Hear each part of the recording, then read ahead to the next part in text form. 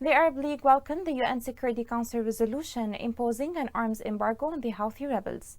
The Secretary General of the League of Arab States, Ahmed Abul Ghait, said this resolution comes in line with international efforts to address terrorism and will contribute to limiting the Houthis' military abilities and easing civilian suffering. More on this is in the following report. United Nations Security Council adoption of a resolution renewing sanctions on the Houthi militia and labeling them as a terrorist group for the first time will go a long way to limit their capacity of escalating the war in Yemen.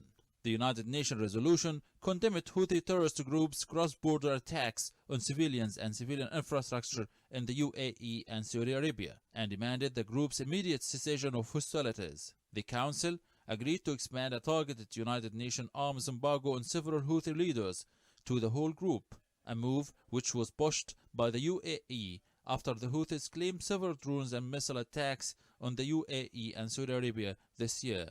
During the recent month, Houthis have waged an unprecedented string of largely failed missile attacks on targets in the UAE and Saudi Arabia. 3 people were killed in one such attack in Abu Dhabi, prompting targeted coalition airstrikes against the group.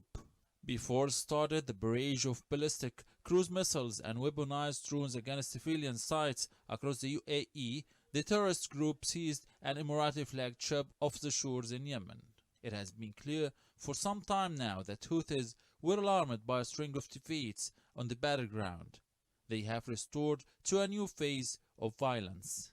Therefore, labeling Houthis as a terror group by the United Nations should serve as a reminder to other powers, mainly the United States of America, to return the extremist group to the list of foreign terrorist organizations. This will not only help disrupt illicit financial and weapon networks feeding the horror terror machine, but also add pressure on the group and put an end to hostilities in the protracted Yemen war. On their part, Houthis must take note of the latest political developments and cease their terrorist acts and coastal attacks. The group must return to the negotiating table to begin a serious political process.